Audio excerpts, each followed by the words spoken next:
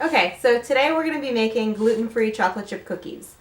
They're really simple. They're basically the same as regular Toll House cookies, which are amazing. The only difference is that I am using a gluten-free flour blend. I prefer the Bob's Red Mill baking blend. It's a 1-to-1. It works really well. And I also use a coconut palm sugar that I really love instead of regular white sugar. So without further ado, we're going to make the cookies. So I'm going to start with 1 cup of unsalted butter that I've let soften. I'm just going to add that to the mixer. I like using my stand-up mixer, but you can use your handheld mixer, or if your butter is really soft, you can cream this by hand as well. So I'm going to cream the butter with this. So I'm going to turn the mixer on.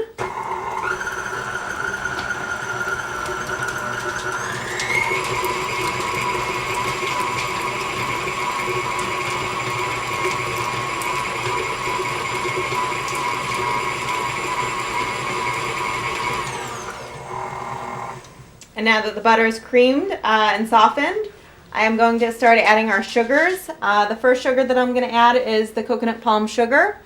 I have 3/4 cup here. You could use regular white sugar or whatever type of white sugar you want, but I like the coconut palm sugar.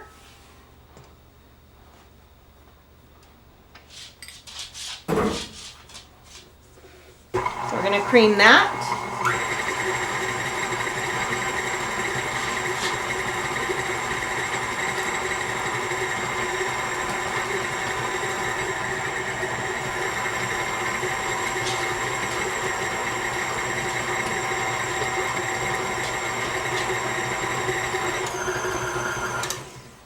Okay, that is done creaming. I'm going to scrape down my beater. That makes it so that you get all of the batter and don't have like chunks of plain butter within your batter, which you do not want.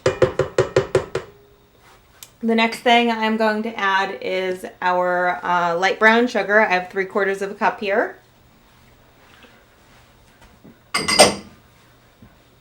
And I'm going to cream that in as well.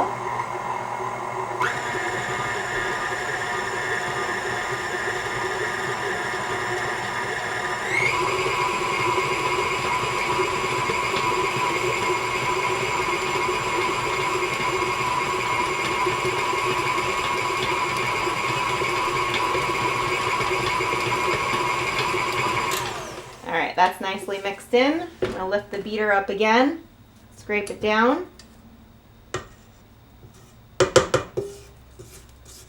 So we're clearly adding or mixing the wet ingredients before the dry. That's pretty common for a cookie recipe or most cake recipes as well. The next thing I'm going to add are 2 eggs. So 2 eggs are going to go right in. And at the same time, I'm going to add the vanilla. I have 1 teaspoon. Actually, I have 1 tablespoon. I like the way that 1 tablespoon in the mixture tastes. I'm going to cream that. So adding the eggs and the vanilla will start to loosen your dough a little bit.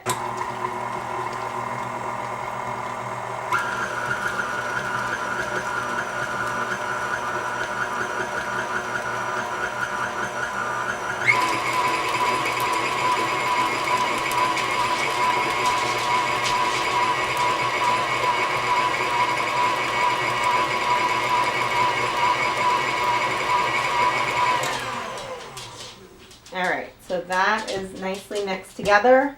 I'm going to scrape my bowl down again.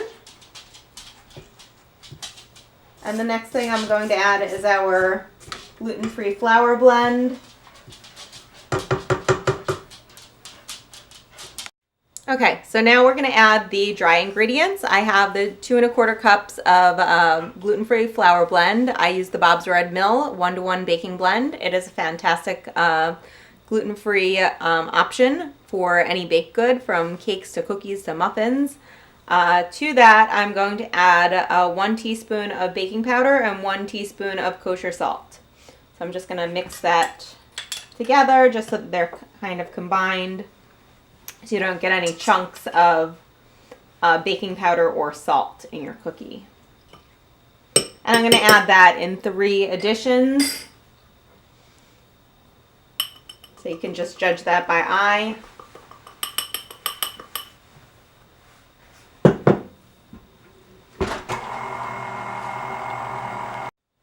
Okay, so all of our flour has been incorporated, and one tiny correction, to the flour I added 1 teaspoon of kosher salt and 1 teaspoon of baking soda, not baking powder. All right, so the next thing we're going to do is add our chips. I am using miniature chocolate chips. I have 10 ounces, which is really one bag of chocolate chips. Again, I have mini chips today, but you could use regular sized chocolate chips. I prefer the ones with the higher cacao count. You could also chop your own chocolate if you want, so I am going to add that in.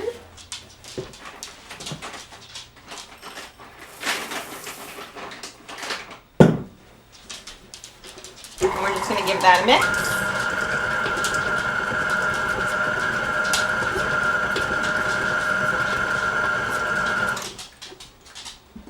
And our dough is done. As you can see, there's chocolate chips throughout it. They kind of poke through the dough.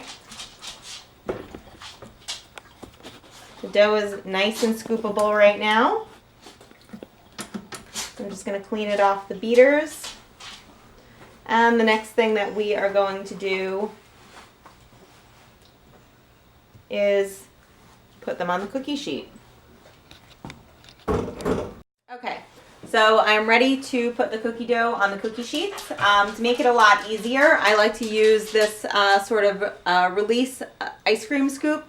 I think this one may be a 1.5 ounce scoop.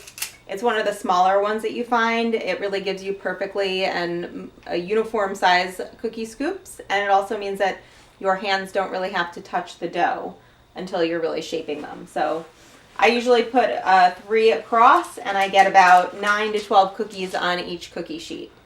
Also, I forgot to mention before, I had preheated the oven to 350.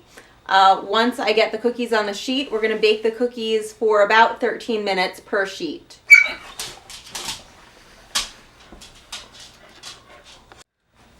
Okay. So the cookies will spread some because they have butter in them. They have fat in them, I should say.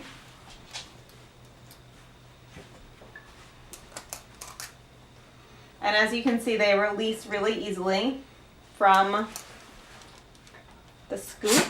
Again, I cook my cookies between 11 and 13 minutes. Mostly because I like a cookie that's a little crisp on the outside, but then chewy on the inside.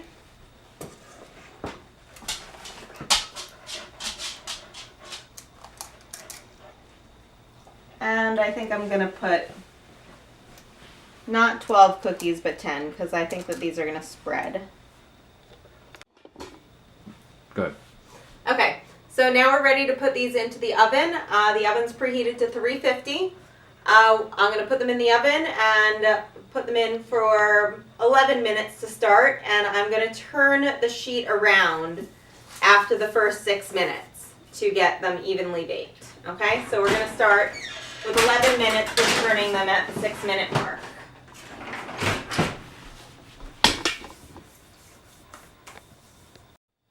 Okay, so our second batch of cookies is coming out of the oven. Both batches baked for a total of 11 minutes in my oven. I'm not sure if I mentioned it before, but I always bake on top of parchment paper, on top of my aluminum baking sheets. There has been talk of linking Alzheimer's disease to aluminum and the aluminum leaching into the foods that we cook. So whenever I am using aluminum, I use parchment paper to cover my baking sheet. So just removing some of these. They're being a little finicky, so I'm just going to leave the rest of them on there. And I'm going to break one apart. They're really nice consistency. As you can see, they're a little soft. They've got like a nice little crust on the bottom, and they break open, and they're really delicious. So again, they're gluten-free. They look and act as a regular chocolate chip cookie, just like anything that you bake from the back of a chocolate chip package. And my gluten-free husband loves them, and he is very discerning on his chocolate chip cookies. And Buster loves them too.